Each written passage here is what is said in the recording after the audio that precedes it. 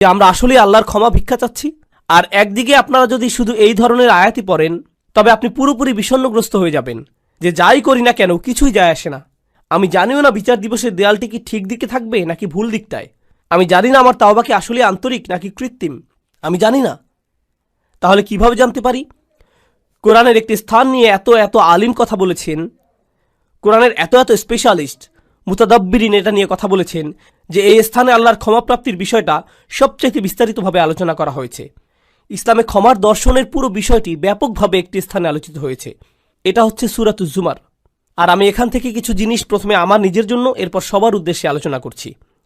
যেমন এই খুতবার শুরুতেই বলেছি যে আমাদের সবার জন্যই এই আলোচনা। এই আয়াতগুলো সম্পর্কে আমি আপনাদের বলেছি, এর মানে এই নয় যে আমার এগুলোর দরকার নেই। এমন নয় যে আমি জান্নাতের গ্যারান্টি পেয়ে গেছি, আপনারা এখনো পাননি। বরং আমাদের সবার অবস্থা একই এখানে। আল্লাহ তাদের সম্পর্কে বলছেন যারা ইসলাম সম্পর্কে কথা বলে। আল্লাহ বলছেন, ওমান আহসানু ক্বালাম মিম্মান দাআ ইলাল্লাহ ওয়া আমিলা সলিহান ওয়া ক্বালা ইন্নানি মিনাল মুসলিমিন। আর তার চেয়ে কার কথা উত্তম যে আল্লাহর দিকে মানুষকে আহ্বান জানায় এবং নিজেও সৎ কাজ করে। এর মানে সে নিজেও আমলের ঊর্ধ্বে হতে পারবে না। শুধু কথা বলাই যথেষ্ট না, তার নিজেকেও আমল করতে হবে। ওয়া ক্বালা ইন্নানি মিনাল মুসলিমিন। আর সে স্পষ্টভাবে বলে দেয় আমি মুসলিমদের অন্তর্ভুক্ত। এর দুইটি অর্থ। এক, সে মুসলিম হিসাবে গর্বিত। আর দুই, সে নিজেকে অন্যান্য মুসলিমের চাইতে উত্তম মনে করে না, সে নিজেকে বেশি ভালো মনে করে না। তাই আমরা সবাই একত্রে, সবারই একই অবস্থা। আল্লাহর সামনে অন্তত এই দুনিয়াতে কেউই একজনের চাইতে অন্যজন উত্তম অবস্থায় নেই। আর শুধু আল্লাহই জানেন যে বিচার দিবসে আমাদের অবস্থা কি হবে। আর আল্লাহ এখনও জানেন আমাদের অন্তরের অবস্থা কেমন। যে আয়াতটি দিয়ে আপনাদের বলতে চাচ্ছি এখানে, তা আশা দিয়ে শুরু হয়। এটা গুরুত্বপূর্ণ, কারণ আমাদের দিন আশা দিয়েই শুরু হয়, ভীতি প্রদর্শন দিয়ে নয়। এটা সাবধানবাণী দিয়ে শুরু হয় না। যদিও আমার খুতবা তাই দিয়ে শুরু হয়েছিল, কারণ আপনাদের অনেকেই ছোটবেলা থেকে সবচেয়ে বেশি যেটা শুনে বড় হয়েছিলেন তা হচ্ছে ইসলাম ভয় প্রদর্শন দ্বারা পূর্ণ। আমাদের দিনে অনেক ভয় দেখানো হয়েছে, এটা করলে আল্লাহ তোমাকে ধরবে। বাচ্চাকাল থেকে বাবা মা এটা বলে আসছে, তুমি হারাম কিছু করলে আল্লাহ তোমাকে অনেক শাস্তি দেবেন, এই ধরনের শাস্তি, জাহান্নামে ওই ধরনের শাস্তি, এই শাস্তি। এগুলো কোত্থেকে শুরু হয়? কুল। নবীজিকে বলতে বলা হচ্ছে কুল, ওদেরকে বলে দিন। এই কুলটি গুরুত্বপূর্ণ, কারণ মুসলিমদের জন্য তখন আশার বাণী তাদের রাসূলের মুখ থেকেই শোনা জরুরি ছিল সাল্লাল্লাহু আলাইহি সাল্লাম। আর এই সুন্নতের ধারাবাহিকতা রক্ষায় আমরা এই আশা কিন্তু শুধু কিতাব থেকেই পাই না, বরং যারা রাসূল সাল্লাল্লাহু আলাইহি সাল্লামের উত্তরাধিকার বহন করেন তাদের কাছ থেকেও আশা পাই।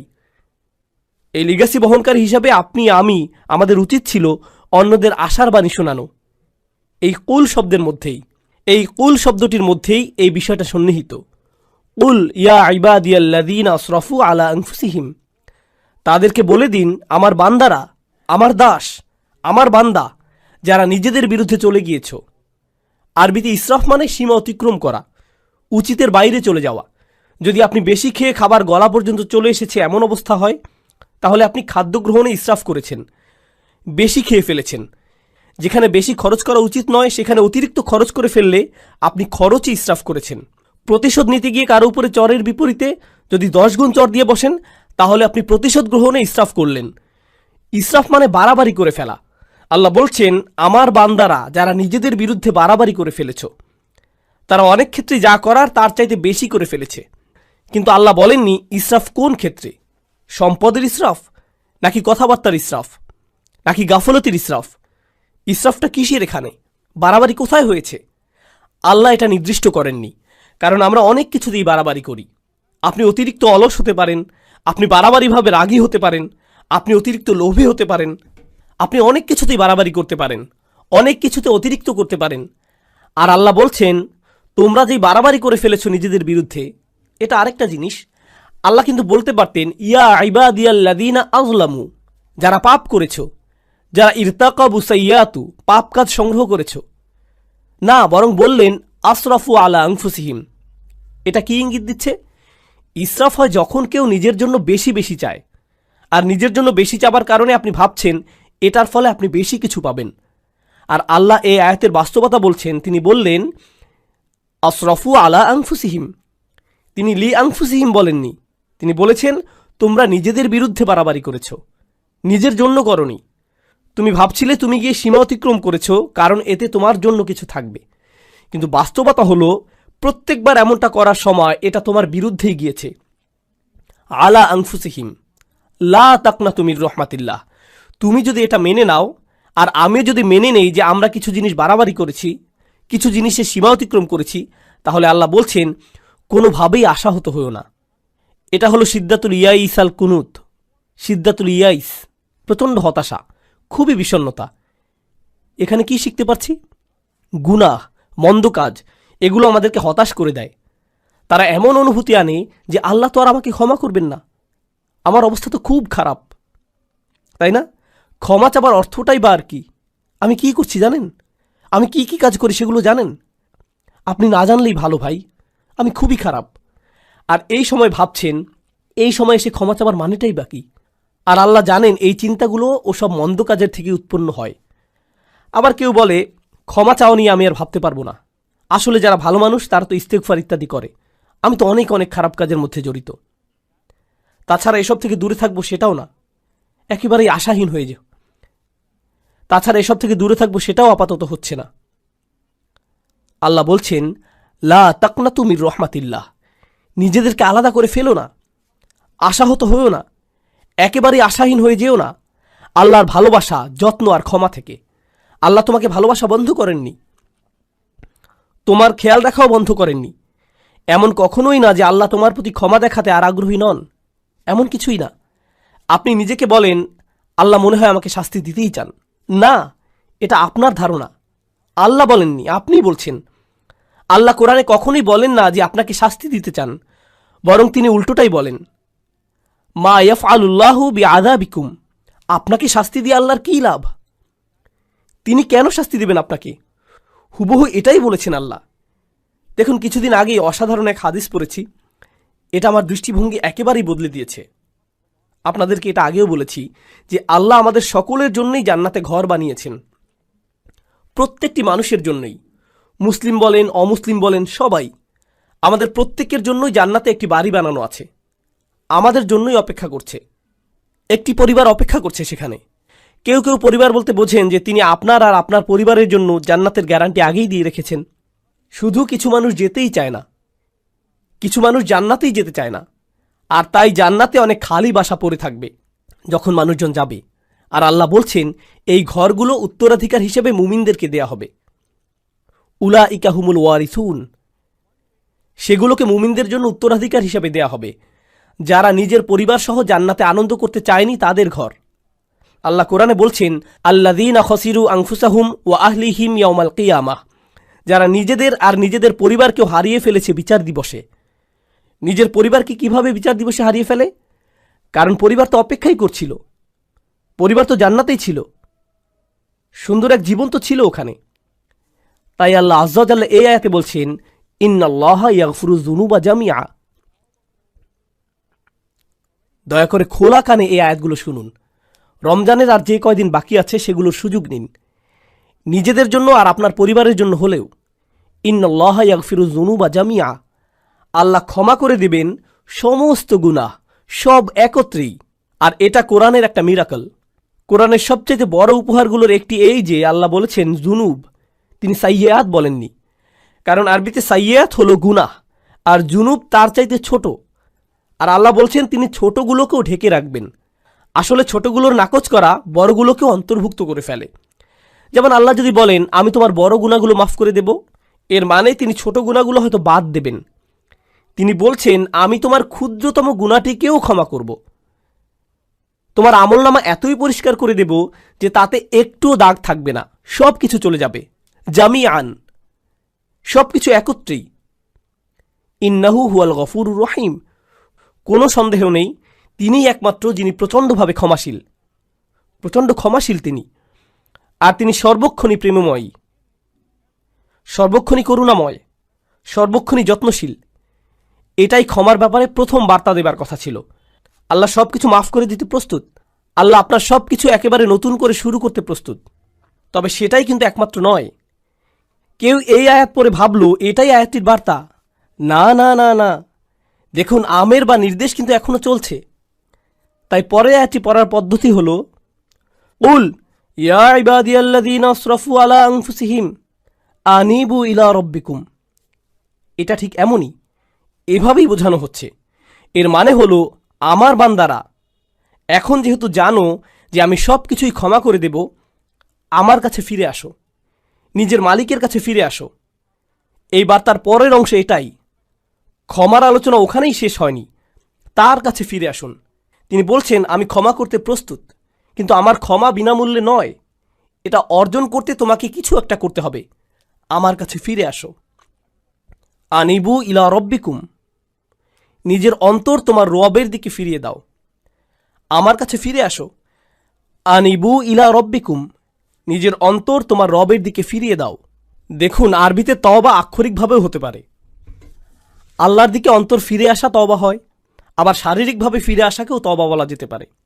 ইনাবা শুধু অন্তরের জন্য। আরবিতে ইনাবা ব্যবহৃত হয় যখন অন্তর আল্লাহর দিকে ফিরে আসে। তাই আল্লাহ বলছেন, তোমার অন্তর কোথায়? কি নিয়ে ব্যস্ত তুমি? কি নিয়ে বিভ্রান্ত তুমি? তোমার মালিকের কাছে ফিরে যাও, তিনি ক্ষমা করতে প্রস্তুত।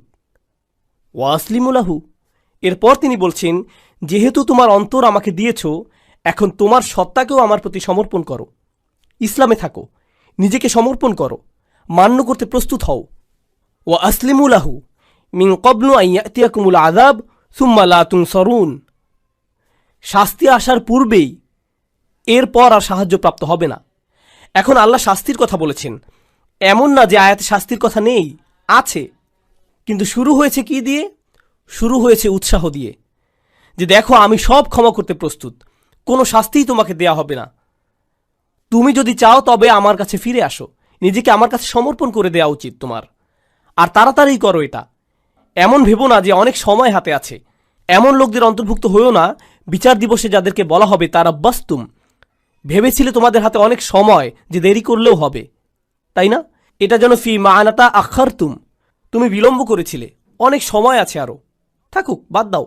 এই ধরনের কথাবার্তা, এমন ধরনের লোক হবে না। আল্লাহ বলছেন, শুরু করে দাও মিন কবলি। এই মিনকে বলে মিনাত তাজিল, শাস্তি আসার ঠিক আগে আগে। আমি বলছি শাস্তি হতে কিন্তু দেরি নেই, কাছেই। বিচার দিবসের কথা বললে অনেকে মনে করেন বিচার দিবস অনেক দেরি, তাই না? ইন্নাহুম ইয়ারাউনাহুম বাঈদা, তারা মনে করে ওটা হতে অনেক দেরি। অনারাহু করিবা, আল্লাহ বলছেন আমরা দেখেছি যে এটা শীঘ্রই। কিন্তু আমাদের প্রত্যেকে, আমরা কখন যাব? আমরা কি ঈদের দিন আদৌ দেখতে পাবো? কে জানে? কে জানে আমরা কবে যাব?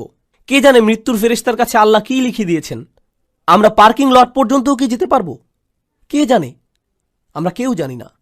আর আমাদের মৃত্যু হলেই মান মাতা ফাকাদ কামা কিয়ামাহু, যে চলে যায়, যেই মারা যায় তার কিয়ামত শুরু হয়ে যায়। আপনার কিয়ামতের জন্য ইয়ামুল কিয়ামা, পুনরুত্থান দিবসের জন্য অপেক্ষা করতে হবে না। এক সেকেন্ডেরই ব্যাপার এটা। আর ফেরেশতা যখন চলে আসবেন, তিনি বলবেন না, ও সরি, আপনার 5টা একটা মিটিং আছে না, তাহলে পরে আসছি। এমনটা কিন্তু হবে না। যখন যাবার সময় চলে আসবে, যেতেই হবে, কোনো দেরি হবে না। তাই আল্লাহ বলছেন, আর দেরি করো না, নিজের অন্তরকে আমার দিকে ফিরিয়ে আনতে আর সমর্পণ করতে বিলম্ব করো না। ওয়া আনিবু ইলা রব্বিকুম ওয়া আসলিমু লাহু। তাছাড়া আমাদের দিনের সৌন্দর্যটা দেখুন। কেউ যদি খুতবাতে বসে বসে সিদ্ধান্ত নেয় যে সে আল্লাহর দিকে ফিরে আসবে, সে এখনও কিন্তু কিছুই করেনি। সে কিন্তু এখনও তার জীবনধারা সম্পর্কিত কিছুই বদলায়নি। সে এখনও তার আয়ের উৎস নিয়েও কিছু করেনি, কিংবা তার আচরণেও পরিবর্তন আসেনি। সে শুধু অন্তরে নিয়ত করেছে যে সে ভিন্ন মানুষ হয়ে যাবে। আর সে বের হয়ে যাবার সময়, কিংবা সে তার পরিবারের সাথে দেখা করার আগেই আল্লাহ হয়তো তার জীবন নেবার সিদ্ধান্ত নিলেন। সে ক্ষমা পেয়ে যাবে। সে তো পরিষ্কার, সে আল্লাহর দিকে ফিরে এসেছিল, এটাই যথেষ্ট। সুবহানাল্লাহ। আমি একজন লোককে চিনতাম নিউ ইয়র্কের এক মসজিদে, বেশ বড় মসজিদ, ম্যানহাটনের 96 স্ট্রিট, সেখানকার সবচেয়ে বড় মসজিদ।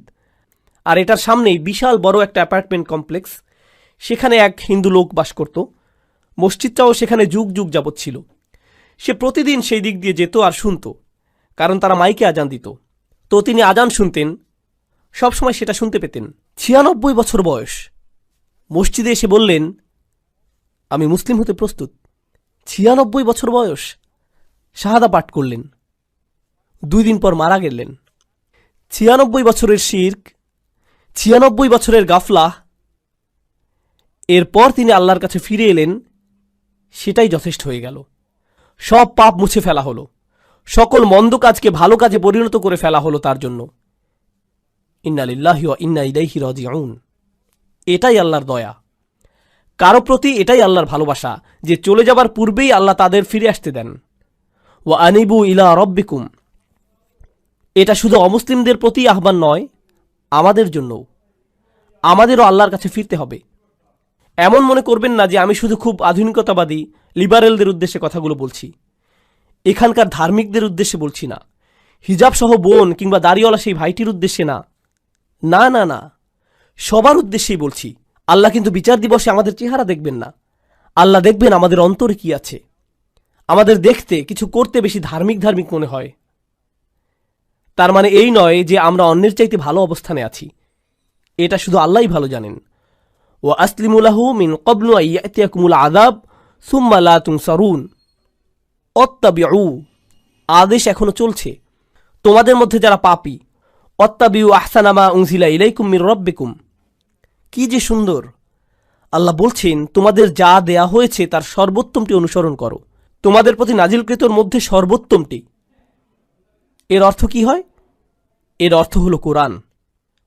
এর আগেই ওহী নাজিল হয়েছিল, কিন্তু মানুষের প্রতি নাজিলকৃত সর্বোত্তমটি হলো আল্লাহর এই কিতাব। আর কোনো কিছুই এর চাইতে উত্তম নয়। তোমরা কেন এর অনুসরণ করছো না? আল্লাহ এই আয়াতে আমাদের বলছেন, যারা তার দিকে ফিরে আসতে চায়, তার দিকে ফিরে আসার রাস্তাটি হলো তার কিতাবের অনুসরণ করা। আর না বুঝে কোনো মানচিত্র তো আপনি অনুসরণ করতে পারবেন না। আপনি দিক না চিনলে মানচিত্র কিভাবে অনুসরণ করবেন? আপনার আমার এই কিতাবের সাথে সরাসরি সম্পর্ক করা দরকার। যদি আপনি এই কিতাবটিকে উপেক্ষা করে চলছেন, তবে এই আয়াত আপনার জন্য। আপনি আমি যদি ক্ষমা চাই, তবে এই কোরআনের সাথে সরাসরি সম্পর্ক করতে হবে। এটা পড়ুন, কি বলতে চাচ্ছে সেটা বোঝার চেষ্টা করুন, আন্তরিকতার সাথে আল্লাহর কাছে দোয়া করুন, হে আল্লাহ, এই কিতাব বুঝতে আমাদেরকে সাহায্য করুন। আমি অনুবাদ পড়ছি, কিছুই বুঝছি না, আমাকে এর ব্যাখ্যা বুঝতে সাহায্য করুন। আপনি কি বলতে চাচ্ছেন আমাকে বলুন। ইয়া আল্লাহ, আরবি শিখা আমার জন্য সহজ করে দিন, যেন আমি আপনার কিতাবের সাথে সম্পর্ক করতে পারি। আল্লাহ আপনার জন্য সহজ করে দিবেন। তিনি করবেন না এমন হবে না। সমস্ত মানব জাতির প্রতি এটা খোলা দাওয়াত। তিনি বলেছেন তিনি সহজ করে দিবেন। আমি তো এটা আপনার জন্য সহজ করে দিতে পারবো না, আল্লাহ পারবেন। ওয়ালাকাদ ইয়াসসারনাল কুরআনা লিযিকরি। তিনি বলছেন আমরা তো কোরআন সহজ করে দিয়েছি। তিনি বলেননি লিল আরব। তিনি শুধু আরবদের জন্য সহজ করে দেননি, বরং পুরো মানব জাতির জন্য সহজ করেছেন। এটাই তার ওয়াদা। তাই তাকে কিছু আন্তরিকতা দেখান, নিজের পক্ষ থেকে কিছু প্রেরণা দেখান যে আপনি প্রস্তুত, যে আমিও ফিরে যেতে চাই। আপনি দেখতে পাবেন দরজা তার থেকেই খুলে আসছে। অত্তাবিউ আহসানা মা উনজিলা ইলাইক মির রাব্বিকুম। যা পাঠানো হয়েছে তার সর্বোত্তম অনুসরণ করো। অর্থাৎ এই কিতাবের চাইতে উত্তম বার্তা, উত্তম উপদেশ তো কখনোই তোমরা পেতে পারতে না। কোনো মুসলিমের এই কিতাবের সাথে সরাসরি সম্পর্ক থাকা মানে উপদেশ পাবার জন্য সবসময় কেউ না কেউ থাকা, তার অন্তরকে শান্ত করার জন্য কেউ না কেউ সবসময় আছে। আপনি কোরআনের যে কোনো পৃষ্ঠা খুলে পড়া শুরু করুন, শান্তি আর সুখ পাবেন। আপনি খুশুখুজুর সাথে সালাত আদায় করুন আর আল্লাহর কথাগুলো তিলাওয়াত করুন, এমন সমাধান পেয়ে যাবেন যেটা কল্পনাও করেননি। আল্লাহর কথার মাধ্যমেই সেটা চলে আসবে আপনার কাছে। কোরআন অসীম, সর্বক্ষণ প্রাসঙ্গিক। এটা এমন একটা কিতাব যেটা সর্বকালেই উপযুক্ত, আক্ষরিকভাবেই। কলেজে থাকতে আমি এক বন্ধুর সাথে এই এক্সপেরিমেন্ট করেছিলাম। তাকে বললাম, বন্ধু, সবাই তো বলে কোরআন হেদায়েত, চলো একটা এক্সপেরিমেন্ট করি। প্রত্যেকবার আমাদের কোনো সমস্যা হলেই চলো কোরআনের কোনো একটা পৃষ্ঠা খুলে পড়া শুরু করি, দেখি কোনো সমাধান পাই কিনা। আমরা এমন 2-3 মাস যাবৎ করলাম, আর সুবহানাল্লাহ, আমরা প্রতিদিন মেলাতাম। আমি এটা পেয়েছি, এই সমস্যা হয়েছিল, আর এই আয়াত পেয়েছি, আর আমি এটা খুঁজছিলামও না, শুধু কোরআন পড়ছিলাম আর সেটা চলে এলো। এটাই আমার জন্য আল্লাহর সমাধান। দেখলেন, আমার জন্য আল্লাহর উপদেশ এটা। সুবহানাল্লাহ, কি অসাধারণ ব্যাপার! এমনই তো হবার কথা ছিল। আমাদেরকে দেয়ার এর চাইতে উত্তম আর সুন্দর জিনিস আর কি হতে পারে, তাই না? এরপর আল্লাহ বলছেন, অত্তাবিউ আহসানা মা উনজিলা ইলাইক মির রাব্বিকুম মিন ক্বাবলি আন ইয়াতিয়াকুমুল আযাবু বাগতাতান ওয়া আনতুম লা তাশউরুন। শাস্তি তোমার উপর আসার আগেই, হঠাৎ করে, তুমি কিছু বোঝার আগেই। অন্য কথায়, যারা আল্লাহর কথাগুলো জানে এরপরেও আল্লাহর দিকে ফিরে আসার চিন্তা করে না, তাদের শাস্তি তো আসবেই। কারণ আল্লাহ তো তাদের রাস্তা দেখিয়েছেন, দেখো আমি তোমাদেরকে ক্ষমা করতে চাই, এই যে নাও কিতাব, নাও এটা। আপনি যদি না নেন তবে আল্লাহকে এরপর দোষ দিতে পারবেন না। তাই পরের আয়াতগুলো হলো যাদের ক্ষমা নিয়ে ভুল ধারণা আছে তাদের সম্পর্কে। এটাই হলো ক্ষমার আসল বুঝ। এই রাস্তাতেই আপনার যাবার কথা। আল্লাহ ক্ষমা করতে প্রস্তুত আছেন যদি আপনি পিছনে ফিরে আপনার বাড়াবাড়ির জীবন, গুনাহের জীবন ছেড়ে চলে আসতে চান তার কাছে। আর যদি ওহির মধ্যে সর্বোত্তম ওহির অনুসরণ করতে চান, যদি তা করতে চান, তাহলে ক্ষমার দরজা খোলা আছে। তবে আপনি আশায় পরিপূর্ণ থাকবার কথা। আল্লাহ আমাদের সবাইকে ক্ষমার যোগ্য বানিয়ে দিন। এরপর অন্যদিকে যখন হঠাৎ করে শাস্তি চলে আসে, আচ্ছা দেখুন, এগুলো সব কিছুই কিন্তু বহু বচনে ছিল, আয়াতটি ছিল বহু বচনে। এর মানে কি জানেন? যে পুরো সমাজকে বলা হচ্ছে যেন ঠিক হয়ে যায় যে আমাদের একে অন্যকে আল্লাহর নিকটবর্তী হবার ব্যাপারে উৎসাহ দেবার কথা, আমাদের একে অপরকে পেছনে ফেলে আসার কথা না। কিন্তু একটি দিন আসছে, যখন সেই দিন আসবে কোনো সমাজ তখন থাকবে না। আমরা সবাই সেদিন একা হব, সবাই বলবো নফসি নফসি, আমি নিজে আমি নিজে। সেদিন কোনো একত্রিত পরিবার থাকবে না। দেখুন, আমরা পরিবার সহ বেড়াতে যাই, সবাই মিলে একত্রে গাড়িতে উঠি, সবাই একসাথে যাই, কিন্তু সেই সফরে সবাই একাই ভ্রমণ করবে। আপনি আপনার পরিবারের সাথে থাকবেন না, এমনটা আর হবে না। আর সেই দিনে এখন আয়াতগুলো সব এক বচনে। তাই সে বলছে আন তাকুলা নাফসুন ইয়া হাসরাতা আলা মা ফাররাততা ফি জামবিল্লাহ ওয়া ইন কুনতু লামিনাস সাখিরিন। এই আয়াতগুলো এতটাই প্রাসঙ্গিক, আল্লাহে আমি অনেক ইমেইল পাই যাদের এমন কোনো সমস্যা, আমি তো অবাক। ১,৫০০ বছর পরেও সমস্যাগুলো বদলে যায়নি। সেদিন এমন লোকও থাকবে যারা বলবে, হে আল্লাহ, ইয়া হাসরাতা শেষের আটি ইয়াতেও রূপান্তরিত হতে পারল না, কারণ ইয়া মুচকি হাসির কাছাকাছি। লোকটি তার কারাহা, তার হুজুনের জন্য ইয়া উচ্চারণ করতে পারছে না। হায় হায়, কি অনুশোচনা আমার, এ কি করে ফেললাম আমি। এমনটাই সে বলছে, ইয়া হাসরাতা আলা মা ফাররাততু ফি জামবিল্লাহ, যে আমার থেকে যা আশা করা হয়েছিল তার চাইতে অনেক কম করে ফেলেছি। আল্লাহর উপস্থিতিতেই, আল্লাহর সান্নিধ্যেই। আপনাদেরকে বুঝিয়ে বলার চেষ্টা করছি এখানে কি বলছে। আল্লাহ শুরুতে বলেছিলেন, তোমরা শুধু বাড়াবাড়ি করো, তোমরা সীমা অতিক্রম করো শুধু, আর শুধুমাত্র সেসব জিনিসই তোমরা ছাড়াছাড়ি করো যেগুলো আল্লাহ চান যে তোমরা করো।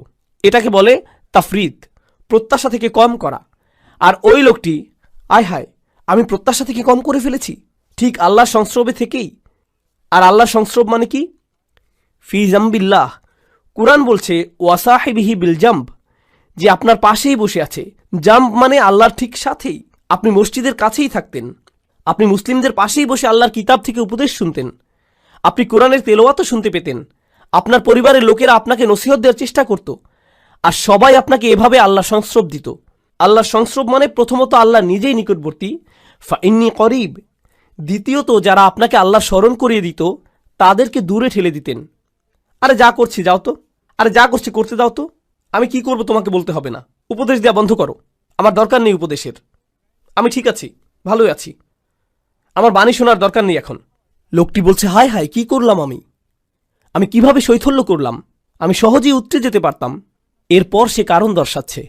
তরুণ ভাইয়েরা, দয়া করে শুনুন, সে কারণ দিচ্ছে কেন সে শৈথিল্যতা করেছিল। সে বলছে, ওয়াইন কুনতা লামিনাস সাখিরিন, আমি ঠাট্টা বিদ্রুপকারীদের মধ্যে অন্তর্ভুক্ত ছিলাম। আমি এই সব কিছুকে কৌতুক মনে করেছিলাম, আমি এই সব কিছুকে হাওয়ায় উড়িয়ে দিতাম। ধুর, নসিহতের প্রতি এমনই আচরণ করতাম, আক্ষরিকভাবেই। সাখির, আমি পাত্তাই দিতাম না। অনেক মানুষ আছে না আল্লাহর ক্ষমার উপর ভরসা হারিয়ে ফেলে।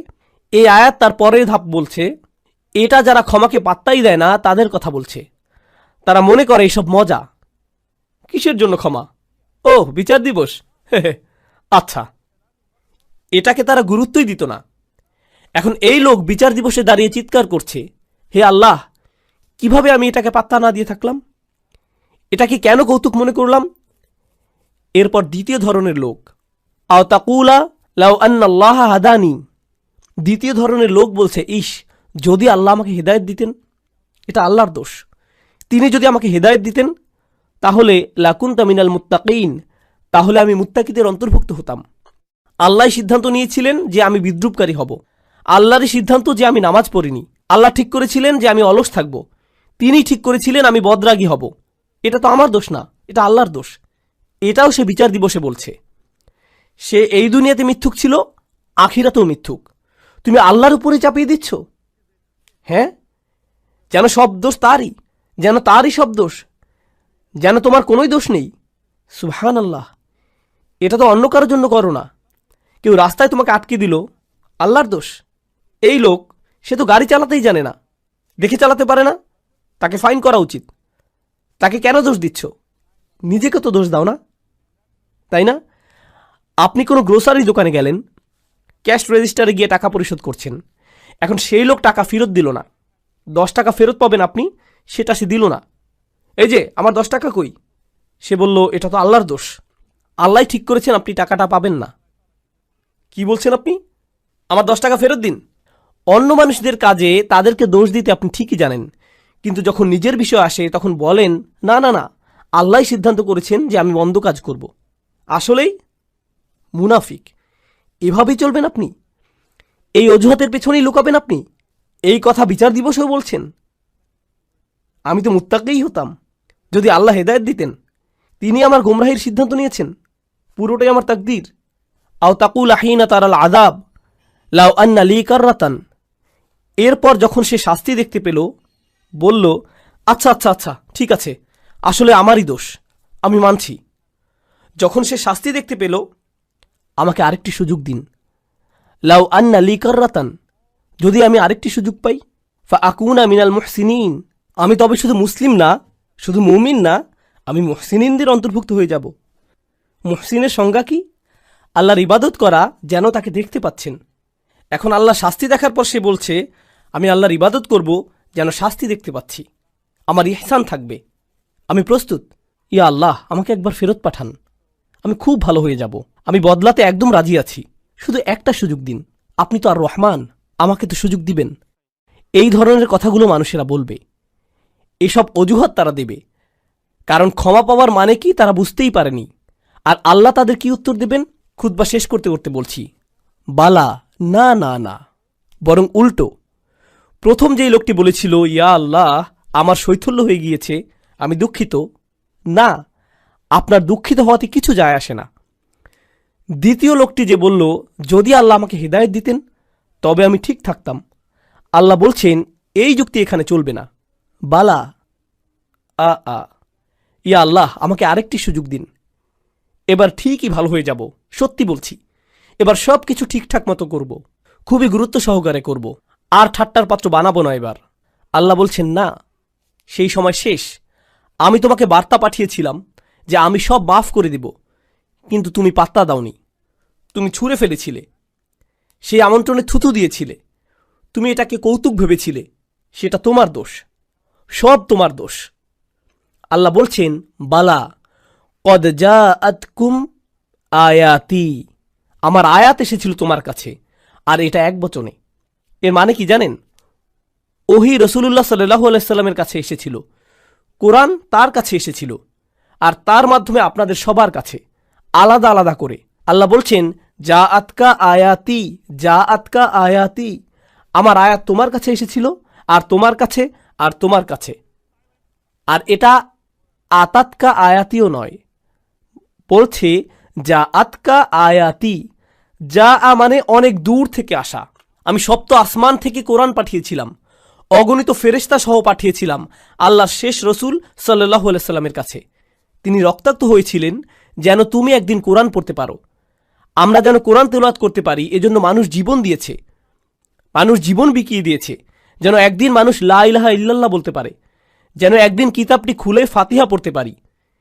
সে আয়াত তোমার কাছে এসেছিল, ফাকাযযাবতা বিহি, আর তুমি ভেবেছিলে এই সব কিছুই মিথ্যে, সেগুলো উপেক্ষা করেছ। অস্তাকবারতা, তুমি অহংকারপূর্ণ ছিলে, আমার বাণীর প্রতি আর আমার কিতাবের প্রতি অহংকার করেছিলে, এত দূর থেকে আসা বার্তাকে উপেক্ষা করার সাহস করেছ তুমি, এটাই তুমি ছিলে না? ওয়াকুনতা মিনাল কাফিরিন, তুমি তো সবসময় কাফির ছিলে। চাইলে এখন আল্লাহর কাছে এসে সারাদিন ধরে কাঁদতে পারো, এটাই হলো ক্ষমার প্রকৃত বুঝ। আল্লাহর আয়াত আমাদের সবার কাছেই এসেছে। এই মাসে আমরা ওহী আগমন উদযাপন করি, এই মাসেই আমরা বলতে পারি, ইয়া আল্লাহ, আপনার আয়াত এসেছে আমার কাছে, আমাদের সবার কাছে আপনার আয়াত এসেছে, আর আমরা এগুলোর প্রতি অহংকারী হব না, আমরা এগুলো উপেক্ষা করব না, আমরা গুরুত্ব সহকারে নেব সেগুলো। কোরআনের সাথে আপনার সম্পর্ক এই মাসেই ঠিক করুন, যেন মাস শেষ হবার পরেও সেটা চালিয়ে যেতে পারেন। সেসব মানুষদের অন্তর্ভুক্ত হন। দোয়া করি যেন আমি তাদের মধ্যে হতে পারি, যেন আপনারা তাদের মধ্যে হতে পারেন, যেন আল্লাহ আমাদের জন্য কোরআনের সান্নিধ্যে যাওয়াটা সহজ করে দেন। যত দিন যায় আরও কাছে যেন যেতে পারি, অলসতা যেন আমাদের কখনো ছুতে না পারে। এই উপহার, এই ভালোবাসা কোরআনের প্রতি যা আল্লাহ আমাদেরকে দিয়েছেন, সেটা যেন আমরা সবার কাছে ছড়িয়ে দিতে পারি, সেই দোয়া করছি। এই উপহারের মহত্ব ও গুরুত্ব যেন আমরা আমাদের সন্তানদের মাঝে ছড়িয়ে দিতে পারি, তাদের মধ্যেও যেন এই ভালোবাসা গড়ে ওঠে। আপনার বাচ্চাকে ভিডিও গেম কিনে দিলে কত খুশি হয় খেয়াল করেছেন? তাদের চেহারার আনন্দ লক্ষ্য করেছেন? ঈদ আসছে, তাদেরকে আমরা খেলনা দেব, তখন তাদের চেহারার আনন্দ দেখেন, কত খুশি তারা, কিভাবে চিৎকার করছে।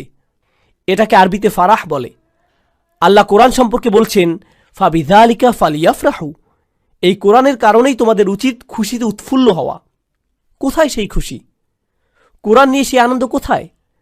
আমাদের কিভাবে নবীজি সাল্লাল্লাহু আলাইহি সাল্লাম বলবেন, ইয়া আহলাল কোরআন, হে কোরআনের মানুষ, কোরআনের লোকজন, সেটা কোথায়?